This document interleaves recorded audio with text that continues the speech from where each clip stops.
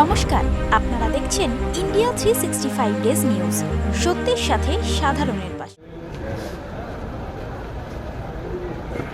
জয় বাংলা, জয় বাংলা। নমস্কার। মঞ্চে উপস্থিত 15 নম্বর ব্যুরো কমিটির চেয়ারম্যান, আমাদের দীর্ঘদিনের সহকর্মী রঞ্জিত শীল, 138 নম্বরের পৌর প্রতিনিধি ফরিদা পারভিন, আর যার আহ্বানে এখানে আসা 139 নম্বর ওয়ার্ডের পৌর প্রতিনিধি মুস্তাক আহমেদ, বললে হয়তো অনেকে বুঝবেন না, বাচ্চু বললে সবাই বুঝবেন, সে বাচ্চু। মঞ্চে উপস্থিত সম্মানীয় অতিথি যারা এসছেন তাদের সকলকে আমার অনেক অনেক ধন্যবাদ। আমি গত বছর আসতে পারিনি। আমাদের যারা ছোট ম্যানুফ্যাকচারার, যারা মেনলি লেবার ওরিয়েন্টেড,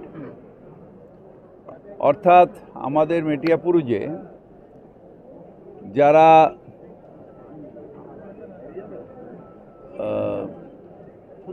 ক্ষুদ্র যারা যারা স্মল ম্যানুফ্যাকচারার, তাদের একটা অ্যাবনর্মাল রেটে জিএসটি চাপিয়ে দিয়েছে। এবার জিএসটির ক্ষেত্রে কি হচ্ছে, আপনি জিএসটি নাও নিতে পারেন 20 লাখ টাকার উপরে, কিন্তু মিলের মালটা তো জিএসটি শুদ্ধ আসছে। তার মানে আপনি যে জিএসটিতে মডফ্যাট না পান, মানে অ্যাডজাস্টমেন্ট না পান, তাহলে তো আপনার যে কস্ট, কেনার কস্টটা অনেক হাই হয়ে যাচ্ছে। আবার জিএসটি নিয়ে রাখলে এন্ড কাস্টমার, অর্থাৎ যে কাস্টমারের কাছে আপনি শেষে মালটা বিক্রি করছেন, সেই কাস্টমারটা তো আর মডফ্যাট পাচ্ছে না, মানে জিএসটি ক্রেডিট পাচ্ছে না। এই ক্রেডিটটাই যখন পাচ্ছে না, তার 18% সব দাম বেড়ে যাচ্ছে। এটা একটা টাফ কম্পিটিশন। ব্যবসায়ী বন্ধু, বিশেষ করে যারা স্মল ম্যানুফ্যাকচারিং ব্যবসা, আমাদের গার্ডেন রিচ মেটিয়াপুরুজে ঘরে ঘরে ব্যবসা, হাওড়ার দিকে ঘরে ঘরে ব্যবসা। অনেকে আছেন যারা 2-3টে মেশিন নিয়ে ঘরে ব্যবসা করেন, তাদের পক্ষে খুব টাফ হয়ে যাচ্ছে। এক জব ওয়ার্ক ছাড়া, বড় ইন্ডাস্ট্রির জব ওয়ার্ক ছাড়া তারা আর কাজ করে না। আর বড় ইন্ডাস্ট্রির ক্ষেত্রে তাদের বড় বড় মেশিন আছে, কাটিং মেশিন আছে।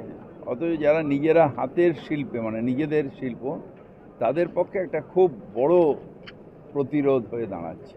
একটা বিষয় সেটা হচ্ছে যে কেন্দ্রীয় সরকার বারবার বলছে যে উত্তর পূর্ব ভারতের উন্নতিতে নজর দিতে হবে, কিন্তু কথা হচ্ছে উন্নতিতে নজর দিতে হলে সবচেয়ে যেটা আগে জরুরি সেটা হচ্ছে শিল্প। সেই শিল্পের প্রসারের ক্ষেত্রে উত্তর পূর্ব ভারতে একেবারে দেখুন, আমরা উল্টে, আমি বলছি, এটা মুখ্যমন্ত্রী নিজে বলবেন, ডিটেলস আমি বলবো না, উল্টে তো ব্লকেজ করছে।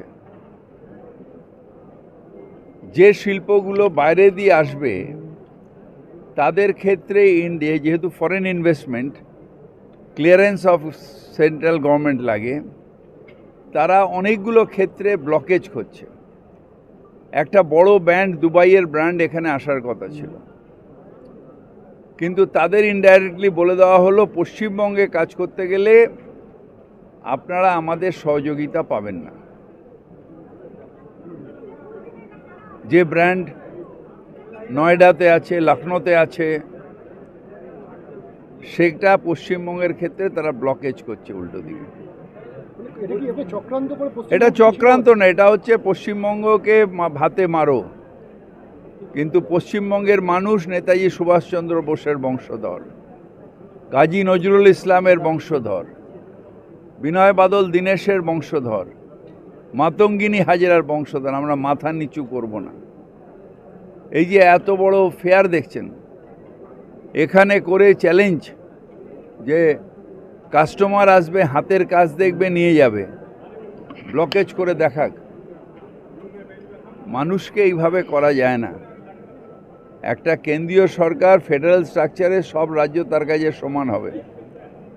আগে শুধু আমার ডবল ইঞ্জিন, এখন এনডিএ, অর্থাৎ নীতিশ নাইডু ডিপেন্ডেন্স অ্যালায়েন্স। আপনি শিল্পর কথা বলছেন, আজকে তো দেখা গেল বিধানসভাতেও এই যে লক্ষ্মী ভাণ্ডার সেটাকে বিজেপি বলছে যে আরেকটু দিলে ভালো হয়, অনেক উপকার হচ্ছে। দুজন বিধায়ক মানে লক্ষ্মী ভাণ্ডারকে তারা উপকারিতা মানছে, এতদিন ভিডিও করছিল তো। সব মমতা ব্যানার্জির সব পলিসি নিয়ে পরে পুজো করবে। একটা আগের দল ছিল সেটা বলতো ঐতিহাসিক ভুল, আর পরে বলবে ঐতিহাসিক পাপ। বলছে